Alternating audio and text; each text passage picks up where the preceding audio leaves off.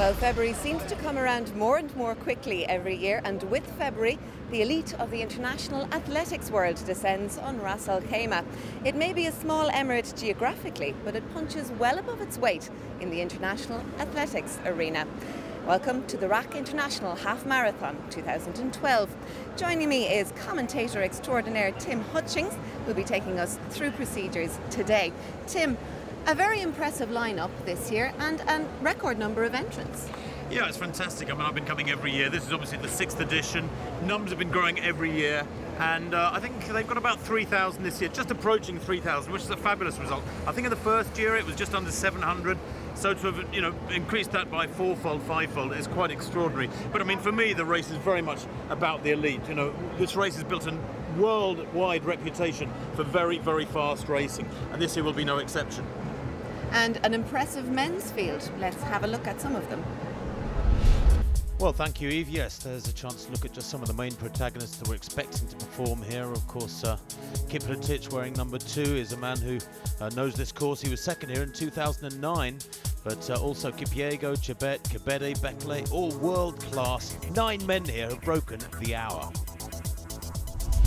So an impressive men's field there, but also an impressive women's field to look at today. Tim, we had a world record last year. Will we have one this year? That's a very good question, Eva. I think it's unlikely. Mary Kaitani set that world record last year. It was an astonishing performance. She told me yesterday she ran faster than she thought she would. She's got married recently. She's building up towards what she hopes is the Olympic Games. She's got to earn selection yet. Her target is the London Marathon, which she won last year after this race. So Mary's in pretty good shape, but I don't think world record shape from reports coming from her camp. But there's other people. Caroline Killel, who won the Boston Marathon last year, is a real threat. So I think Mary might be more vulnerable this year. Well, let's have a look at some of these ladies. Well, here are those top female athletes. Mary Kaitani, even if she's only 85% fit, still starts as favourite. But Killel has that strength as a marathon runner as well. Hilde Kebet, very experienced too, runs for the Netherlands now. And Aniko Kalovic, well, she's coming towards the end of her best period, really, but the sole world-class European in the race. Well, conditions, of course, are vital to the performances of the elite field. And Tim, it seems that conditions today are slightly windy. How's that going to impact the race? Yeah, I think the wind's gusting. It's about 10 knots and gusting up to sort of 18 knots, which is quite a strong breeze, Eve. But, every year there's a bit of a breeze here, and they still run very quick times. I'm hoping it'll settle down a little bit. Sun's coming up over the mountains over there. Conditions are still very good. The temperature's glorious, but this wind is a bit of a worry. The Ras Al Khaimah International Half Marathon isn't just about the elite runners. There are thousands of people running here today for all sorts of reasons.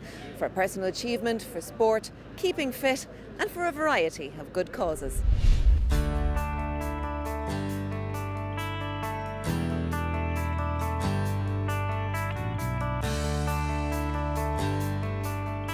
Yes, ready to run. We came from Brazil to run the half marathon today. This is our first half marathon, but we've been training for 5 months, and so we're doing it together. This is my mom. Someone doing 5K is easy, I think. Training alone can be quite a solitary thing, and it's easy to get demotivated. But when you're within a group of friends and everything, the times where your days where you just can't be bothered. They do say that the hardest thing is getting your gear on to go training. Well, if you know you're away to meet a group of friends, it kind of motivates you to meet them and then go out training together. You can share the highs, share the lows. I'm from Syria. I live and work in Abu Dhabi. I'm running because I can. I've been training very hard, and it's my first race ever, and I'm doing it for an MS charity today. I've been wanting to start running for a while, and I think this is a good start for me. Half a marathon is something I think I can handle. I want to finish in 140 minutes. Last time I finished in 150, so I want 10 minutes less. We decided to travel around the world, and he found this half marathon, and here we are. Take it easy, take it slow, it's 21k, and just finish and get the medal and enjoy yourself. I have a strategy, but I cannot tell you, it's a secret. Well, the elite field are just about ready to start. The excitement and the tension are mounting here in Ras Al Khaimah. Join us after the break for the Ras Al Khaimah International Half Marathon 2012. The RAK Half Marathon.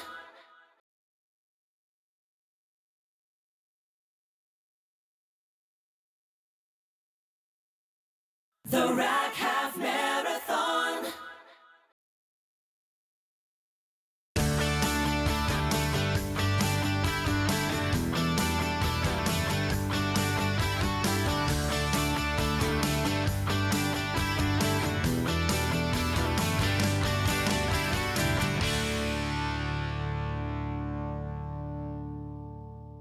Welcome back to the Ras Al Khaimah International Half Marathon 2012. We're just about to start, so it's time to join Tim Hutchings in the commentary box. Thank you, Eve. Well, there are the elite athletes ready to go. It's a mild morning, not hot, a little bit more humid than you might have expected, really, with the strong breeze blowing across the course. But let's take a look at some of those top athletes. Wilson Kipsang Kiprotich, 58.59. We're a member of a very select club of athletes that have broken 59 minutes for the half marathon. And he probably starts as favourite, frankly. Just in the last few minutes, we found out that Jeffrey Mutai will not start the race. He's got a foot injury. He would have been favourite. Joseph Marego, you can see he too at 34 is still going strong. And Marego, in fact, with a best of 59.45 from Lille in 2007, cannot be discounted. He too a strong marathon runner. Baisa Lilesa of Ethiopia, just 22 years old and getting better every year. The winner of the Houston Half Marathon, and his time, in fact, 59.22, his personal best, makes him the quickest in the world this year. So he's the man in form. Asmoro Bekele, another Ethiopian there. Bekele, 26-year-old, 59.29. That was in March last year. He's only broken 60 minutes the one time, but again, very much on the up at the age of 26, in his prime. Georgina Rono, well, she's amongst the very best of the ladies, Rono. 69.08, that was in Rabat, where it was warm in April last year, but she's a great marathon runner too. She's a 2:24 marathon runner, and that strength will count here, where the pace is nearly always fast throughout. Hilde Kibet of the Netherlands, a former Kenyan, of course, Hilde Kibet, now 30 years old. She's a very, very smart racer.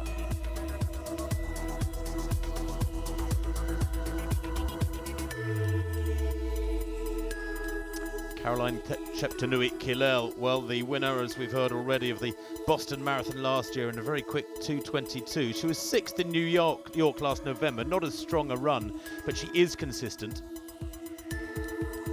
And then, of course, there's the great Mary Keitany herself, the RAK champion from last year. She broke the world record last year with that 65.50 clocking. She went on to win the London Marathon. She's a former world champion at the half marathon back in 2009. That was in the UK as well, funnily enough, in Birmingham. But she's a tremendously consistent racer. She was in town yesterday to pick up a very special award. RAK Half Marathon 2011 winner Mary Keitany and Jeffrey Mutai, who took the 2010 race, were presented AIM's World Athlete of the Year Awards here in Ras Al Khaimah. With a bounty of running talent in Kenya, neither Mary nor Jeffrey can take selection in their country's Olympic team for granted. The 21-kilometre race here will be an important stepping stone to securing one of only 3 places in the women's and men's teams. I'm looking forward to the next races, which I'm now preparing for it. Maybe what I am focused most is Olympic, because in Kenya, most of our colleagues, athletes, we have more athletes in Kenya who are qualified to reach in the Olympic team. So for me, I want to put my effort to be in Olympic team.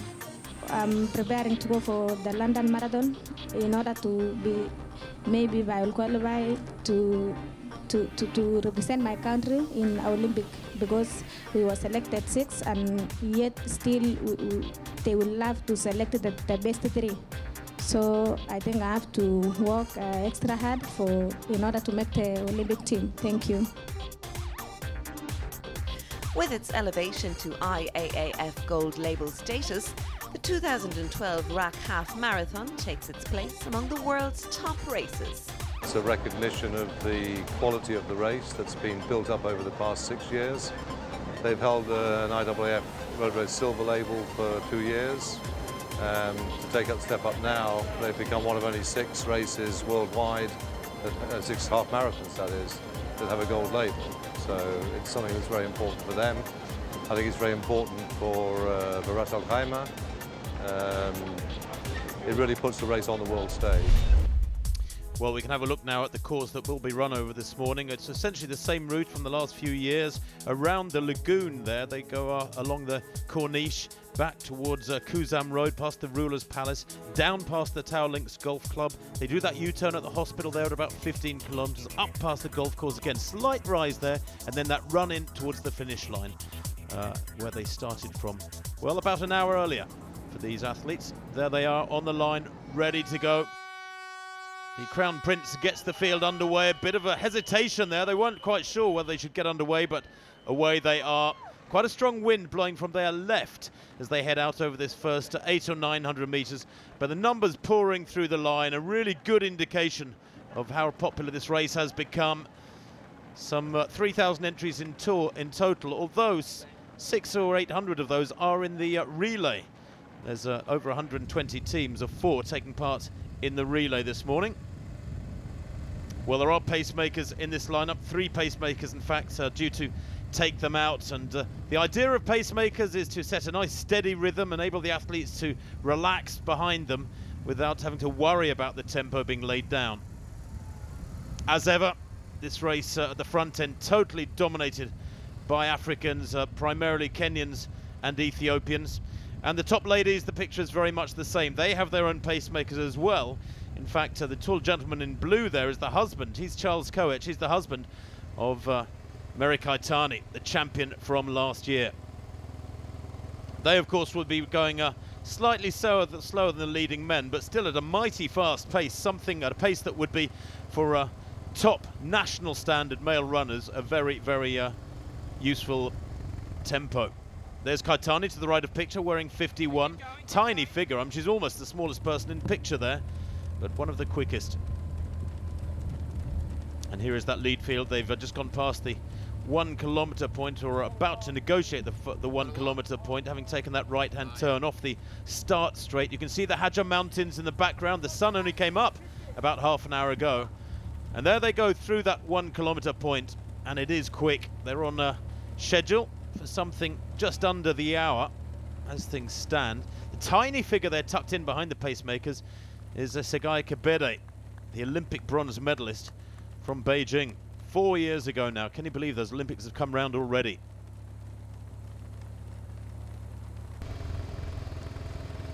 Well, here's that group of elite women. 56, Georgina Cherono, winner of that Eindhoven marathon last year in a very quick 2:24. She's actually run 7 marathons, quite an experienced racer. And Mary Kaitani on the far side, just hidden there. Well, this elite field already beginning to string out as the tempo takes its toll. Taking drinks on board, absolutely critical on this humid, warm day, even with the wind. And it applies that rule to the elite as well. They have to keep sipping water. That pack about 15 strong.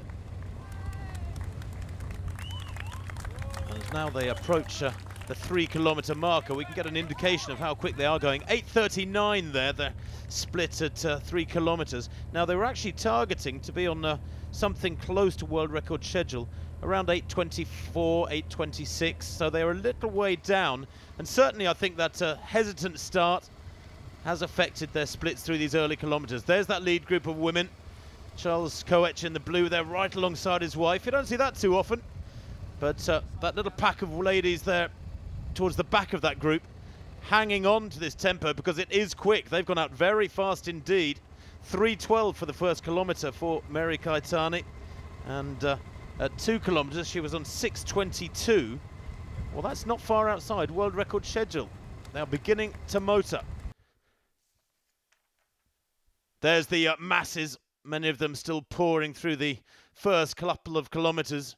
As you can see, road closures complete around RAK this morning for this race. 5 kilometres then for the elite athletes. Now we get a good idea of their tempo. That's 14:12 for the elite athletes there or thereabouts at 5 kilometres. And there's what, 13 in the group as they go through there. But it is beginning to stretch out at the front end of the men's race and this women's race, and the gap is there already, look, for Mary Kaitani. 52 and 56, trying desperately to hang on to her coattails here. Caroline Killel is 52 in the green there to the left of picture, and 56 Georgina Rono.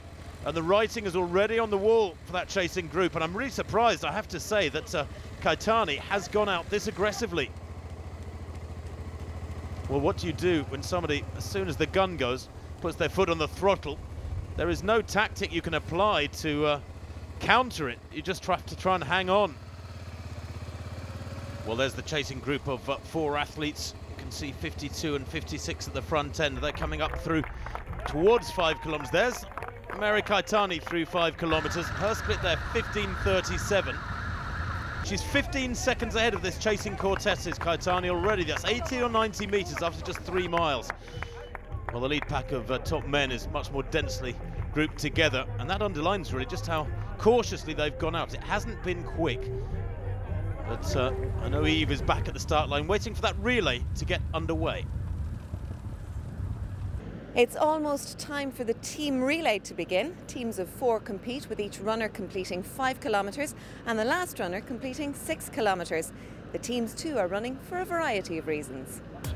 Some of the runners use the team event as a step into the full half marathon. Alan Heron is running the whole way this year, but found last year's relay tough going. It was a struggle. It's only 5k at a time, but because you know it's only 5k, you're kind of gassing it the whole way. So the pace was pretty quick. You're trying your best to try and help the team out. So yeah, it was tough. Other runners are happy to set a more sedate pace. We're really doing this for fun. I mean, we're not there to win or anything. It's just for fun. We want to go for the team spirit. Ras Al Khaimah Free Zone has 118 entrants in this year's team relay and a cash incentive for their fastest employees. To encourage the staff to be fitter, and there's a little bit of a competitive spirit with all the staff as well. We're 29 teams this year. Every year it's increasing, and we have an internal competition within the company. So the fastest team basically gets a prize. Not that this team is expecting to win. If there is a competition for the slowest ladies, probably will win. Yay, we'll be there.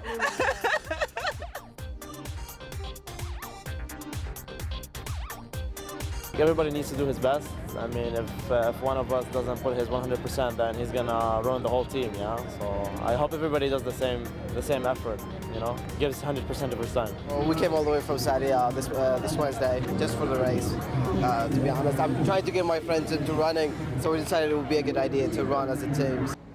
So 4 athletes in each team then for the relays. It's a really good way, as he says, of getting into running, introducing yourself to it. Each athlete runs roughly 5 kilometres, that's about 3 miles. It's nice introductory distance. So they get underway. The relay runners, the main race is still ploughing along the road. Join us after the break.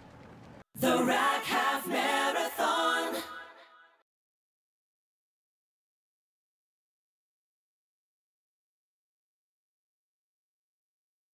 The RAK Half Marathon. What a sight that is. Thousands of runners pouring along the roads of Ras Al Khaimah on this glorious Friday morning. But look at the flags, top right of picture. There's a really good indication of just how strong the winds are that they're having to contend with. And that undoubtedly will affect the times of everybody, not just these joggers or club runners, as we could call some of them, but these athletes as well, the elite athletes trying to broach the 1 hour barrier yet again. In all previous 5 editions of the RAK Half Marathon, the 1 hour barrier has been broken, but these men might fail to do that today because they really haven't gone out quickly enough. 6 kilometres there, and the pacemakers, while they're doing a pretty good job, they haven't dragged them out at a quick enough tempo just yet. They really do need to start pushing in hard over this this middle section of the race if they're to break 1 hour today. 14, 15 and 16. Titus Masai has a best of 59.51. He wears 15 in the middle there. So he's a world-class half-marathon run in his own right, but today choosing to take an effective back seat, ironically, even though he's at the front, because obviously pacemakers will drop out at a certain point and not have the exhaustion of a full race. There's Mary Kaitani, though. The same applies for her husband, Charles Koech, and the gentleman nearest us, who is also a pacemaker for her. That's Timbre of Ethiopia. They are there to try and drag her out at a good, quick tempo, and they're doing a very good job of it so far, it has to be said. Timbre there almost going wrong and somehow didn't spot that arch. It's not hard to see, but he just managed to adjust his position. The good thing is, though, that Kaitani is tucked in right behind them, and they're setting a very, very steady pace. They do have a disadvantage, though, this chasing pack of ladies, don't they? Because they haven't got their own pacemaker. They're having to lay down their own pace. Now, some people might regard that as a little bit unfair, but if you're a world record holder and you're looking for a quick time, it's fairly common in major races around the world have pacemakers for the athletes at the front and everybody else behind, as is the case for these elite athletes who are enjoying a pacemaking. Everybody else behind has to make do.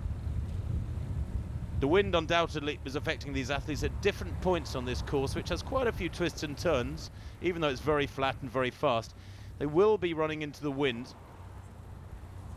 The course is measured, of course, by an IAAF certified course measurer. They come down and measure it pretty much to the inch, very, very precisely measured to make sure that it adheres to all the international rules. But it's the history of this race that is so rich now in terms of providing fast times for elite athletes that makes these best athletes want to come back year after year. 8 kilometers there then for the elite. They go through in 22:59, the top men, and the targets they were looking for at that point, 22:08. So they are some way off the tempo, quite a long way, 40 seconds or so behind where they wanted to be. Times for many runners, of course, not so important. They're just enjoying a nice steady jog around the city, enjoying the sights. Kaitani there, well, you could say she's enjoying the sights. She had a quick glance over to her left there, didn't she, as they negotiated that turn to try and see the other ladies behind her, that group of chasing athletes. But frankly, she was a class apart last year, and she's easing herself into a class apart position this year because the gap behind her now is absolutely monstrous. She's got 30 or 40 seconds gap behind her, and she's motoring. This is a slight downhill section now. They're passing here just with on their left, I think, the Tower Links Golf Club. And they're heading down towards the hospital and the U-turn at 15 kilometers. Last year, of course, Deriba Murga was the champion, an Ethiopian who's absent this year. And he's a man who commits himself 100% through the first half of the race. And these athletes haven't really done that today, this male group. 9 kilometers there, and they're certainly not on schedule for a record, or indeed perhaps even breaking the 1 hour barrier, and that's a little bit of a shame. Some good steady running going on behind. Great to see all the marshals and volunteers out assisting the elite athletes, and they will need a drink this morning, because even before